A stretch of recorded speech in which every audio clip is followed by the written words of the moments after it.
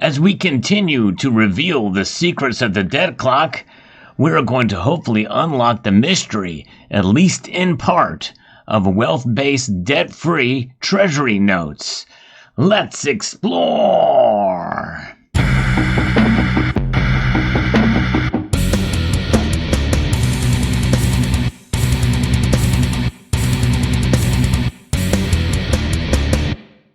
The debt clock continues to tick on at an incredible rate.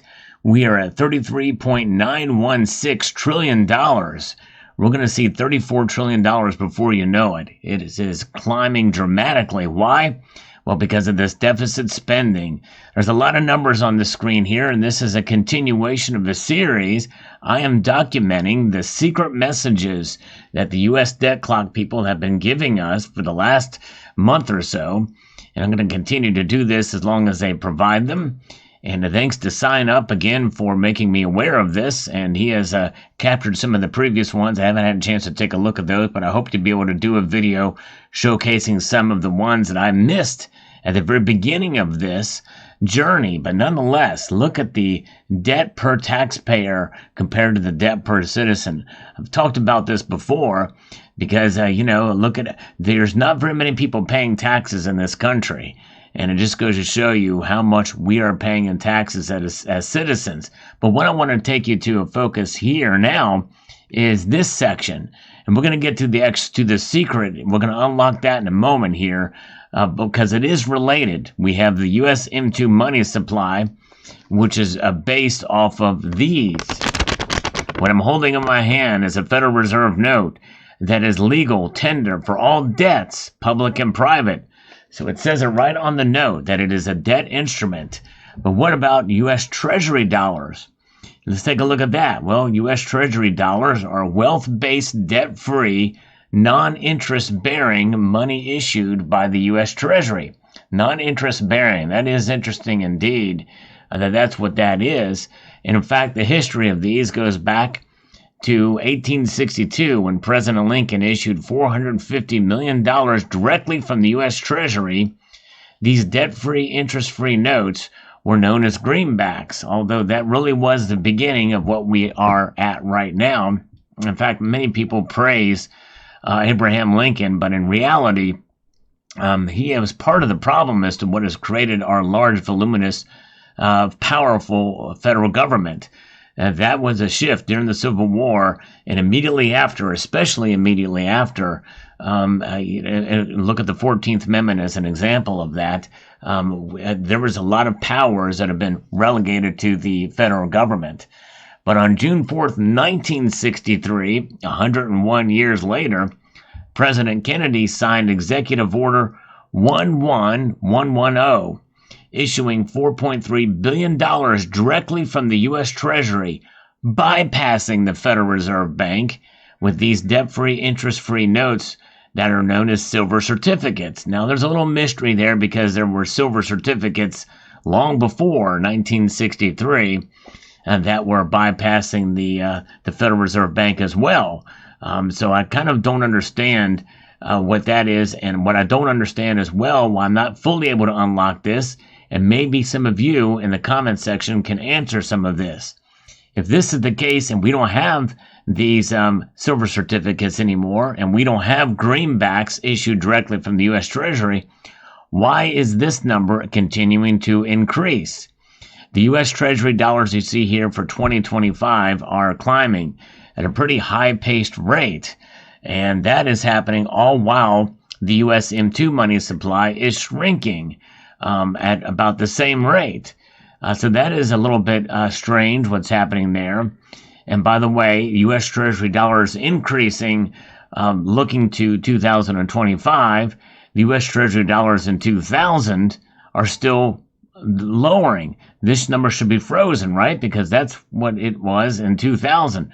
So I'm a little bit confused here as to what this means, because if they're non-interest bearing, that means they can't be bonds, because bonds accumulate interest unless that interest is canceling out essentially inflation, which is at a target of 2%, but now it's obviously now at 3.1% year over year by the latest measure. But nonetheless, that's a little confusing to me. Some of these numbers are. I don't quite understand. I've studied a lot of them and they explain some of them, but this they don't have an explanation for. So if you know what that means, let me know. Now we're going to take a look at the secret because it's all related. The secret window is open now, and it is about the great awakening to debt-free based money, debt-free currency, wealth-based debt-free currency at the very least. And how can that happen? Well, it could be tied to gold or silver potentially. And this a cartoon, I think, and this graphic could be interpreted several different ways. I'll tell you what my interpretation of it is. Well, number one, the debt clock people believe in a spherical Earth or an oblate spheroid Earth. They do not believe in a flat Earth. So that's kind of interesting. And they also are showing two versions of Earth here. With an atmosphere, and there's a purple line around that as well too. And I think that purple line represents kingship or royalty. Purple is the color of royalty, and the thin purple line on the earth below is sort of transparent with sort of a murky existence that we have on Earth. Kind of a complex world that's with an old school map in the background of the United States and North America, Mexico, and parts of Canada there, where the United States is sort of in the background back of the ages of old when our country was growing and expanding. And I think that this idea of the blending between the two and the world is kind of overtaking what was a growing and expanding America at the time. And I think that is kind of telling as to what we were before, or what we are essentially existing in now, where America is in decline. But God is still in control, as that thin blue line around shows. And we can come back to God, and we can certainly make him a part of our existence again. And I think that's what they're telling us here. And so we can see that the world is kind of overtaking the United States as we move in some aspects anyway towards globalism. And that is what's at the bottom.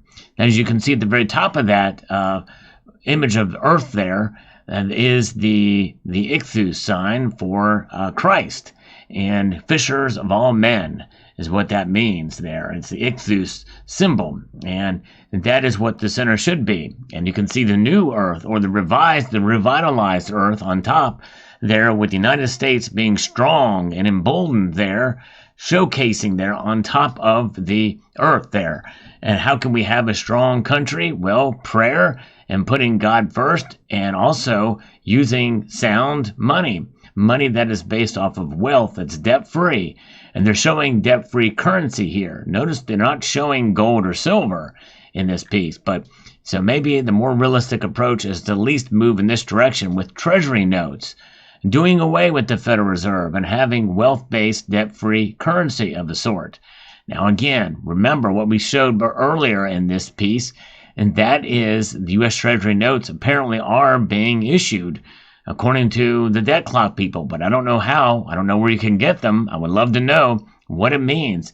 Are they referring to U.S. Treasuries, bonds? But it says debt-free, non-interest yielding. So bonds and treasuries, they yield interest, bond yields. It's what it's about.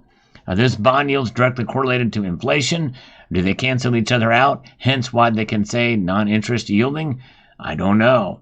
That's what I don't know. But this graphic, I think, is fairly clear that in order for us to have this great awakening, we must come to the conclusion that we have got to get out of debt.